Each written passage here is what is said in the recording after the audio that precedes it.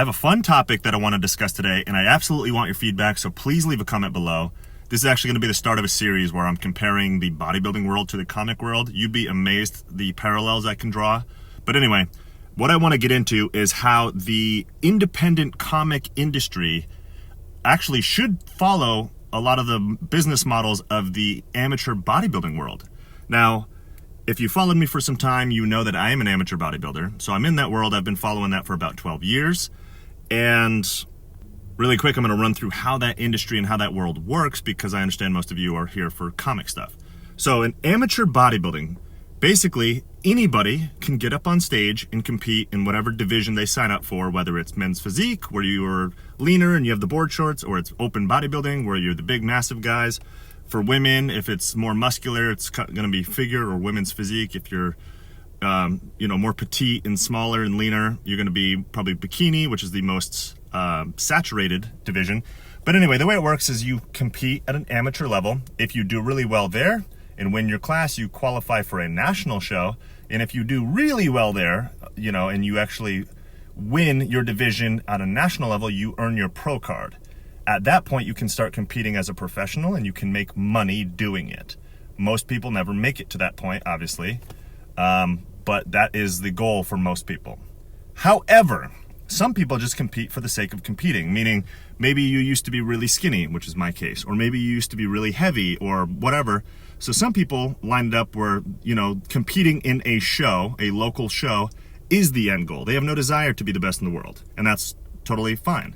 But what you will see sometimes is people get up on stage and you can see, hey, this is the guy or girl who's been training for years. They've dieted for months. They hired a coach. They learned how to pose. They practice like crazy. They're very meticulous, and it shows.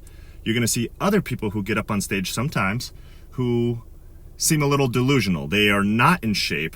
You know what I mean? They don't have the muscle. They are nowhere near lean enough. They don't know how to pose. But on an amateur level, that is allowed. Now, the reason I say independent comics should follow a similar model, I truly think comics should be for everyone. If you want to make comics, whether write or, draw or color or pencil or letter, whatever the hell you want to do, you should be able to do it.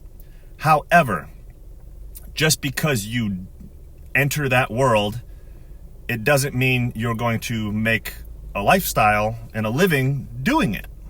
Now, I think a lot of the issues in the comic culture war, if you will, are the fact that people are getting jobs at the big two mainstream, comic jobs. And a lot of people feel that they aren't well-deserved. They aren't earned. People are getting it not on merit or their credentials and their track record, but more so on certain political things. And I think there is some truth to that. If you disagree or if you do agree, drop a comment and let me know. But imagine if you had to either get a job at Marvel or DC and kind of earn your keep and work your way up for a certain amount of time and kind of apprentice under somebody for a certain amount of time, or the alternative, before you get put on a big title, you release your own independent comic, whether digitally, which is very easy these days, or you get it published through somebody like Image Comics, or IDW, I know, is trying to do a lot more indie stuff now, which is exciting. Or you crowdfund. Now, here's the thing, even if somebody doesn't like your politics, doesn't like your storytelling, doesn't like your whatever, that's fine. You've proven that you do have an audience and it can work. So voila, you've justified your own arguments. You don't need to defend yourself anymore. If you come into DC or Marvel and you start changing certain characters around, yes, you're going to ruffle feathers, but again, you've at least proven yourself to some extent, so you don't need to appeal to every fan base, and that's fine. This, I think, is kind of like in amateur bodybuilding. You get up on stage and you have to show that you've put in the work and you can do it. Doesn't matter if the people in the audience necessarily like your physique. If the judges like your physique and they think that you are the best on that day, they're going to say, okay, well, now you're nationally qualified. And then if you prove yourself again on a national level, well, now you're a pro. You can go compete and try to make money. Maybe you'll be a top pro. Maybe you'll be a nobody. No offense, but it doesn't matter, because you've earned your keep to an extent, and you've worked your way to that level. And again, I think if indie comics had something similar where you hey, before we put you on Batman, your first year ever writing comics or reading comics, show me that you can write an original story. Like, who's a character that you've created? So anyway, that's one thought I had. I think if we move away from, fighting the comic culture war, and again, just kind of embracing like, hey, comics should be for everyone. If you want to write characters very different from what I want to read, that's fine, because you probably have an audience out there. Again, I think most of the issues these days are coming from people who come into the industry, they haven't made a name for themselves, they haven't really earned anything necessarily. They seem hyper politically driven, and politically one-sided, and then they start making these drastic changes to established, characters, and it's pissing people off. And that's understandable. Now, why does bodybuilding even do this? Why do they allow anybody to get up on stage? Well, it's simple. Money. Now, the biggest amateur organization in the entire country is called the NPC, ironically. It is not non-playable character. It is the National Physique Committee. Now, to compete in an NPC show, you need to get your NPC competitor card for whatever calendar year. So last time I competed was 2019, so I had to pay $140 or something like that to get an NPC competitor card. That will allow me to compete in any NPC shows for the year of 2019.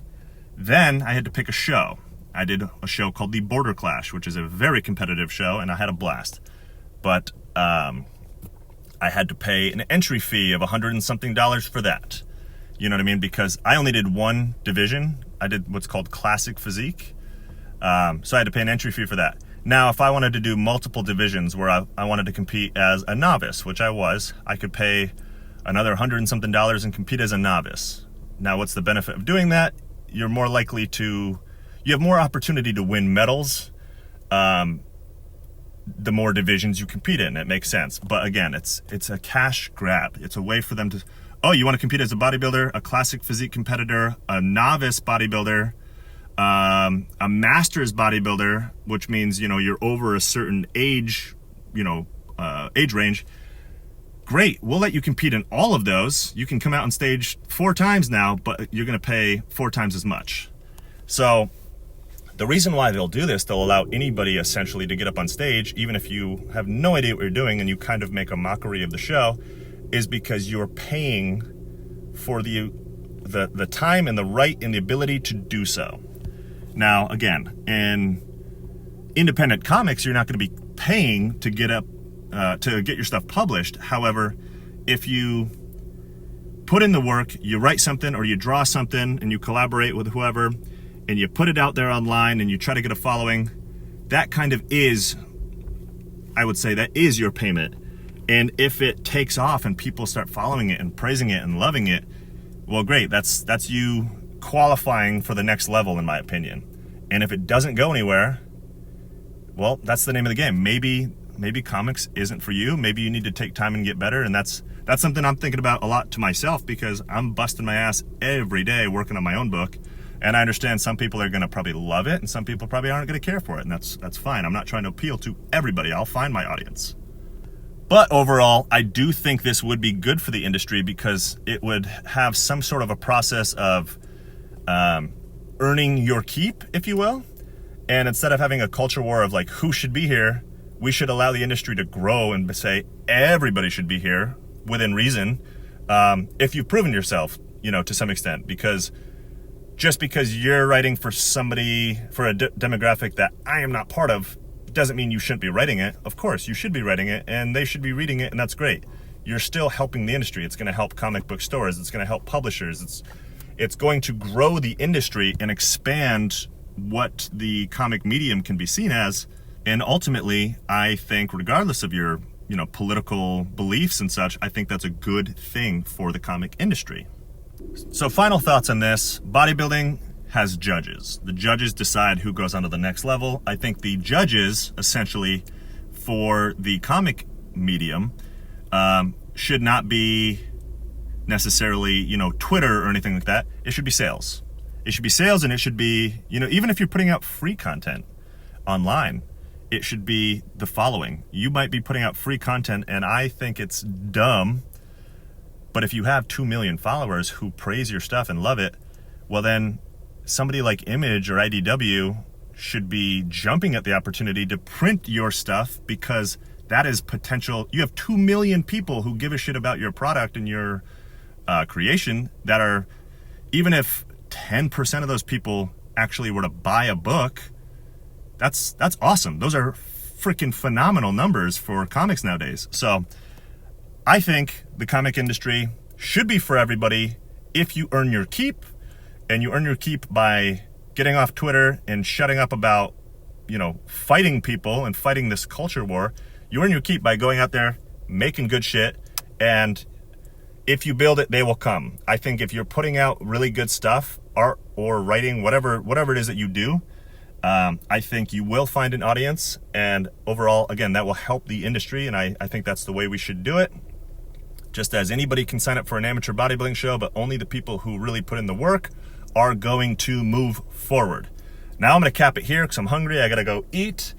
But I will continue this overall discussion comparing the bodybuilding world to the comic industry, because I think, again, I see a lot of interesting parallels you guys might find intriguing. Sorry about the hiatus. I've been away for a couple weeks. I've had a lot going on in life with work and personal life and everything. As of a week and a half ago, I'm a dad, first-time dad, so this is very exciting. So yeah, that's throwing a lot of new things at me, which is exciting. And I'm also, I'm busy. Besides work, I come home, after work, and I work on my book because I'm determined to make this happen. Again, I'll find an audience, and I'm really determined and excited to put out something that I am proud of.